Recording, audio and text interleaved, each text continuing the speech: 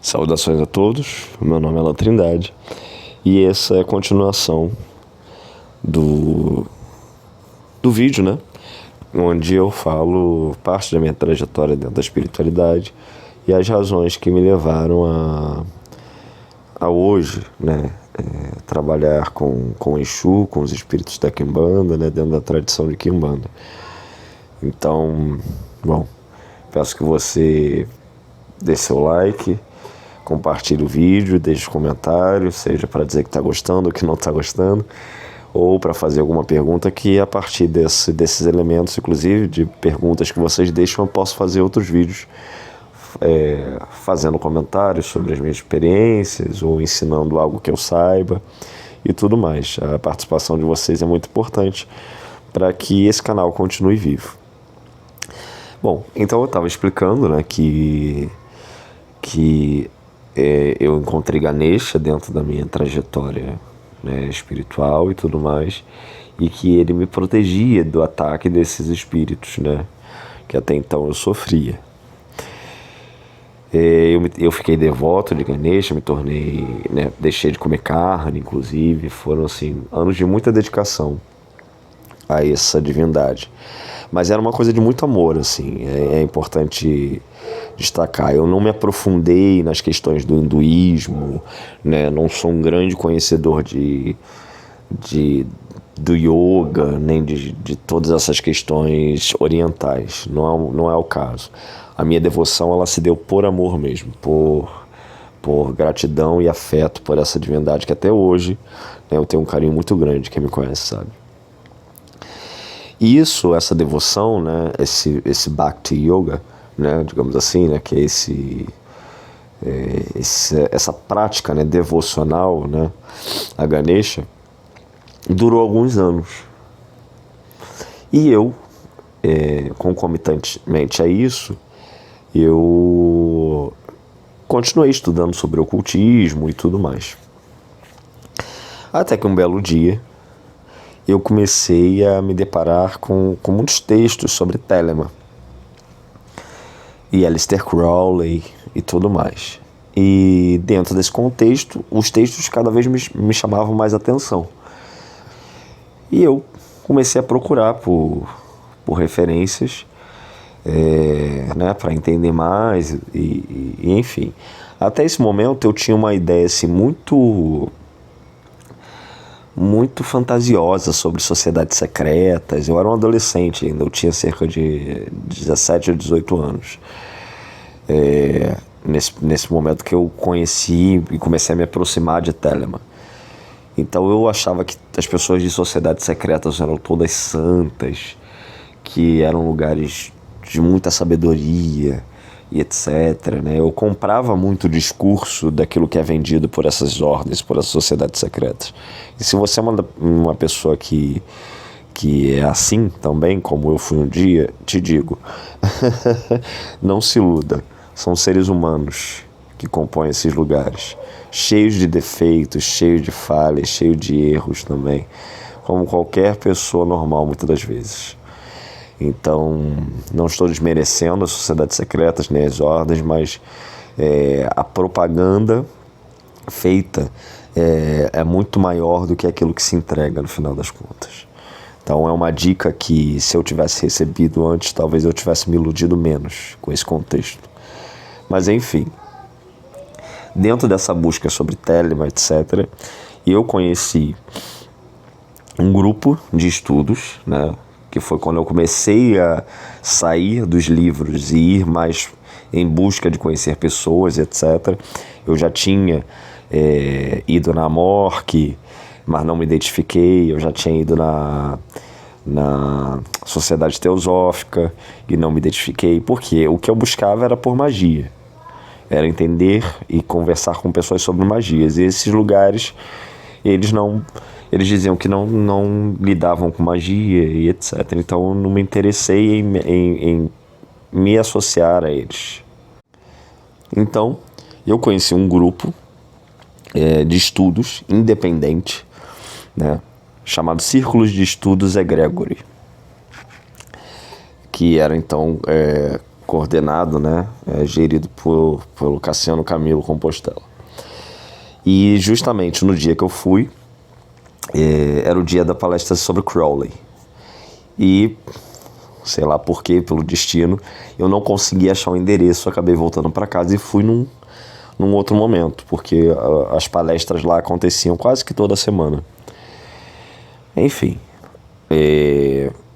ali eu tive contato com uma série de outras pessoas, conheci uma série de outras pessoas de diferentes segmentos, etc. Foi um momento muito importante para a minha vida e que me abriu determinadas portas de contato, né, para eu me aproximar ainda mais de Telemann, da Otto, né, e da Astrum Argento e da Ordem do Templi Orientis, que são duas ordens telêmicas das quais eu me aproximei de forma mais profunda, digamos assim. Passei por determinadas iniciações, batismos e tudo mais. Bom, e dentro do contexto telêmico eu permaneci por anos. Sendo que, dentro desse contexto telêmico, né, eu acabei me afastando de Ganesha.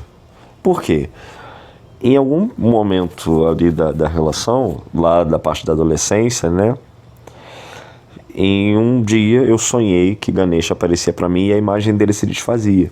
Isso foi logo quando eu comecei a me aproximar mais de Telemann.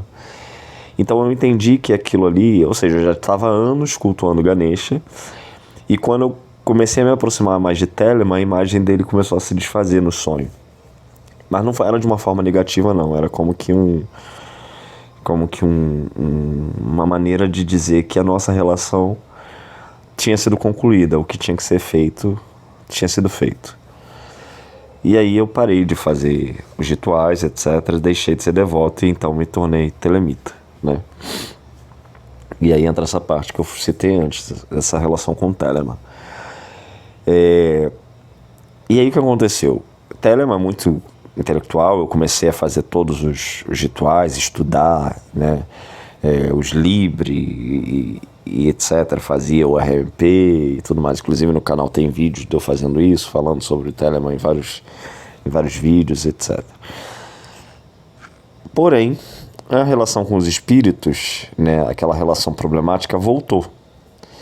Então começaram novamente aquela coisa dos ataques, aquela coisa dos sonhos, das paralisias e tudo mais. E nesse contexto, né, ou seja, se passaram vários anos, eu fui morar fora do Brasil, fui morar na Europa, e quando eu voltei eu criei esse canal aqui, que é o Resenha Oculta, né? Comecei a fazer porque eu já lia muito e era uma maneira de compartilhar o que eu vinha acumulando nesses anos de conhecimento, né? A internet era uma coisa nova, o YouTube era uma coisa nova, então eu falei, vou compartilhar o pouco que eu sei com as pessoas, quem sabe seja útil para alguém.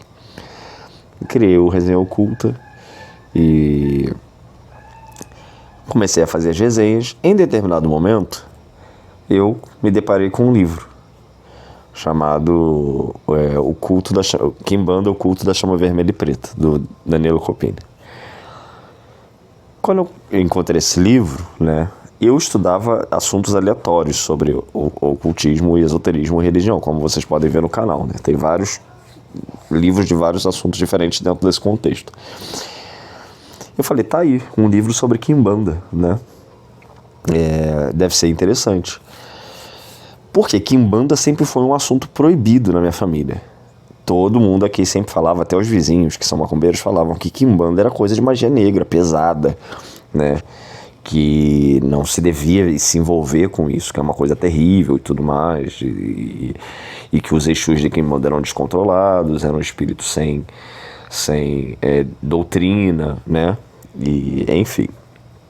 Eu falei, mas não custa nada, né, eu comprar o livro, quer dizer, custou, mas no sentido de ler, né, de conhecimento, nunca é demais. Então, eu comprei, e aí até algumas pessoas já acenderam o primeiro alerta. Você está fazendo divulgação de coisa de Quimbanda, isso é coisa pesada, né? Quando eu lancei a resenha escrita, E aí, tanto que eu começo o vídeo, né, da resenha desse livro, falando, olha, eu não sou quimbanda, eu não sou envolvido com quimbandeiros, nem nada disso, etc. E isso, lembrando, foi em 2015, 2016, se eu não me engano. Já tem alguns anos. E fiz a resenha, e tudo bem, não me identifiquei, eu sempre gostei de Exu, né? Sempre fui em giras, etc. Porque lembrando, desde criança eu vou na Umbanda, né? Mas nunca me senti interessado em entrar na Umbanda. Por quê? Por causa da questão cristã, né? Que eu nunca tive afinidade com o cristianismo. Tive na infância, mas depois, quando cheguei na adolescência, vi que não era para mim. Então, eu fiz a resenha e tudo, né? Mas não me interessou a parte filosófica, ideológica da Quimbanda expressada no livro, né? E continuei indo de vez em quando em terreiro de Umbanda, indo em festas de Exu e etc. E quando eu ia nessas festas, era comum que os Exus falassem que eu tinha que trabalhar com eles. Mais ou menos o que os espíritos falavam nos meus sonhos. Então, eu olhava aquilo e eu pensava, né? Eu não vou, né? Trabalhar com um espírito de Umbanda, né? Porque eu não vou ficar chamando Jesus de Deus, rezando Pai Nosso, nem nada disso. Mas eram terreiros diferentes, com médiums diferentes, etc., que nunca me conheceram, que não me conheciam, e os espíritos falavam a mesma coisa, você tem que estar aqui. E teve uma cena emblemática, que eu estava num terreiro aqui perto de casa, o seu Tranca-Ruas, estava incorporado numa moça, ele estava cumprimentando todo mundo, quando ele parou na minha frente, ele arregalou os olhos, assim, de uma maneira até meio assustadora, e ele me chamou. Aí quando eu me aproximei dele, ele falou, tá ouvindo essa música? Aí eu falei, a ele, essa é pra você. Aí o ponto era, quem tem Exu não pode ter querer. Quem tem Exu não pode ter querer. É trabalhar com o diabo, agora que eu quero ver. E aí, eu falei, aí você imagina, né? Eu, telemita, onde Telema tem muito essa coisa da vontade, né? Essa herança europeia de o magista é aquele que comanda os espíritos, né? Ele que manda e desmanda, etc. E aí um espírito falando para mim que eu não podia ter querer, né? E eu achei aquilo meio né? Afrontoso, né? Como era típico que eu achava geralmente do comportamento de Exu, né? Que eu sempre achei Exu meio abusado, assim, muitas vezes na hora de falar com as pessoas, né? Essa coisa de falar muito palavrão, de querer mandar nos outros, e etc, etc. Desse jeito meio aguerrido. Eu ia nas festas de Exu, mas eu também não dava muita confiança. E aí também aconteceu isso, né? Deles passarem a aparecer para mim nos sonhos, né? Então o que acontecia? Muitas vezes quando Exu ou Pombagira, né, aparecia para mim no sonho me dando ordem, eu partia para cima deles nos sonhos. Assim, eu partia pra porrada. Porque eu falava, vocês não vão falar desse jeito comigo não, vocês estão achando que estão falando com quem? E eu partia para cima. E geralmente tem até uma cena, né, que eu lembro num sonho que a Pombagira botou uma caixa na minha cabeça. E quando eu arranquei a caixa eu tava numa favela, assim. E eu falei, onde eu tô, né? E ela saiu correndo, rindo, aquele jeito de Pombagira. E eu corri atrás dela pra bater nela, né? E aí ela parou no meio da rua, assim, ela tomou uma distância e falou assim, eu não vou nem perder meu tempo com você. E jogou um diabo, assim, um bicho, né? Tipo um lacaio dela, um familiar, etc. Um bicho que era dela, né? Tipo um diabo, um gnomo chifrudo, assim, na minha direção. E aquele bicho veio pra cima de mim pra me atacar. E eu me atraquei com ele no chão, assim, uma coisa até engraçada. Eu com uma varinha na mão no sonho, né? Querendo atacar o bicho com a varinha e o bicho vindo me morder, né? Igual um animal mesmo, selvagem. Bom, então assim, minha relação com o Exu tinha essa coisa meio conturbada, né? Porque eu não admitia abuso, né? E achavam eles muito abusados na hora de falar comigo, e aí eu não arregava pra eles, não. Mas a gente vai continuar esse vídeo numa outra parte, né? Já tem 15 minutos. Se você está gostando, peço que deixe o seu like, né? Comente, compartilhe e vamos continuar contando aqui essa minha trajetória até chegar na Quimbanda.